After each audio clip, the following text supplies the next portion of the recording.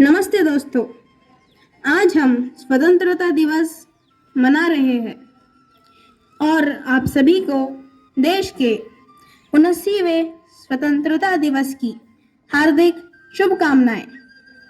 एक तरफ मेरा देश आज़ादी मना रहा है और एक तरफ देश की बेटी अभी भी कहीं ना कहीं अपनी आज़ादी के लिए लड़ रही है। मेरा देश आज़ाद है, लेकिन क्या मेरे देश की बेटी, बहन, माँ आज़ाद है? आइए इसे आसान भाषा में समझने की कोशिश करते हैं।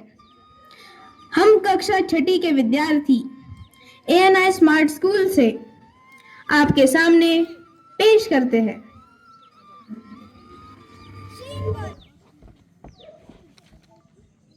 हे, वो देखो, आ रही है। आ रही है। ओह गॉड, अब क्या करूं? हे, कहाँ जा रही हो? हमें भी आने दो। प्लीज प्लीज मुझे जाने दो। ऐसे कैसे जाने दे? Please sir, please.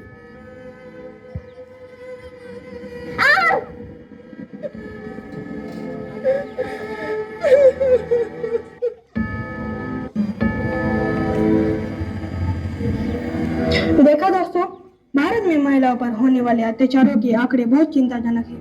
राष्ट्रीय अपराध रिकॉर्ड ब्यूरो NCRB की रिपोर्ट से पता चलता है कि देश में महिलाओं के खिलाफ अपराध लगातार बढ़ रहे हैं।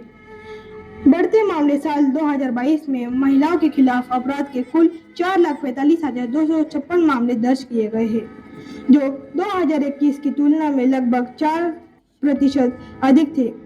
इसका मतलब है कि 2022 में हर घंटे करीब 51 FIR दर्ज हुई।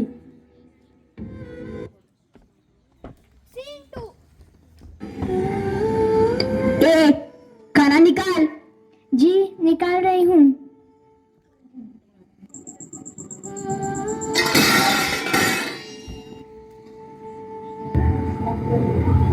ये क्या बना है?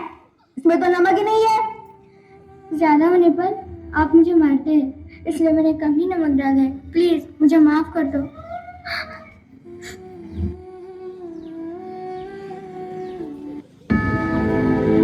घरेलू हिंसा के कई और प्रकार हैं,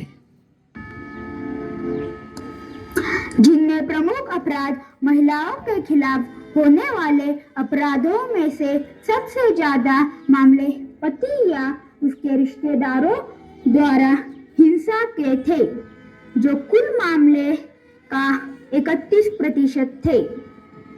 राज्यवार स्थिति: महिलाओं के खिलाफ अपराध के सबसे ज्यादा मामले उत्तर प्रदेश में दर्ज हुए। इसके बाद महाराष्ट्र और राजस्थान का नंबर आता है। ओ हेलो, कहाँ जा रही हो? देखो, तुम्हें मैं पहले ही बता चुकी हूँ, मेरा रास्ता मत रोको, अच्छा, वरना क्या कर लोगी? वरना अच्छा नहीं होगा। अच्छा, तो अब तुम्हारे साथ नहीं होगा। हटो यहाँ से। ए, रुक।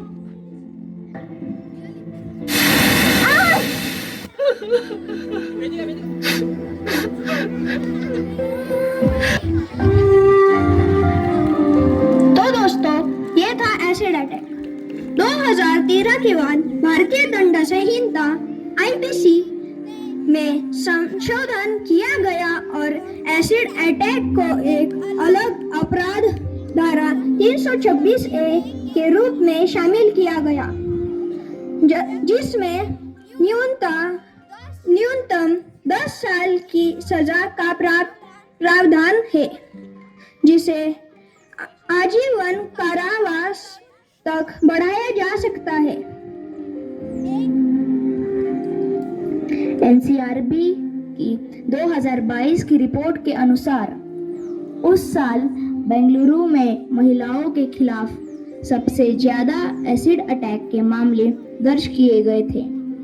केंद्रीय गृह राज्य मंत्री अजय कुमार मिश्रा ने लोकसभा में बताया था कि 2018 से 2020 के दौरान महिलाओं पर तेजाब हमले के कुल 386 मामले दर्ज किए गए थे।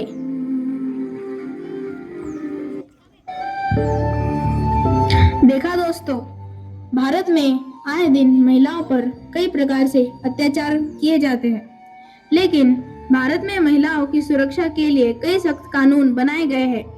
भारतीय दंड संहिता आईपीसी की धारा 354, 354A, 354B, 354C और 354D के तहत गंभीर हिंसा, उत्पीड़न, छेड़छाड़, पीछा करने और अश्लील इशारों के लिए कड़ी सजा का प्रावधान है। कार्यस्थल पर गंभीर हिंसा उत्पीड़न अधिनियम 2013। यह कानून 10 से ज्यादा कर्मचारियों वाले संस्थानों में महिलाओं को कार्यस्थल पर गंभीर हिंसा उत्पीड़न से बचाने के लिए बनाया गया है। घरेलू हिंसा अधिनियम 2005। यह कानून महिलाओं को घरेलू हिंसा से बचाता है, जिसमें शारीरिक और मानसिक उत्पीड़न दोनों शामिल है। इन कानूनों के बावजूद यह स्पष्ट है कि समाज में महिलाओं और लड़कियों की सुरक्षा सुनिश्चित करने के लिए अभी भी बहुत कुछ करने की जरूरत है।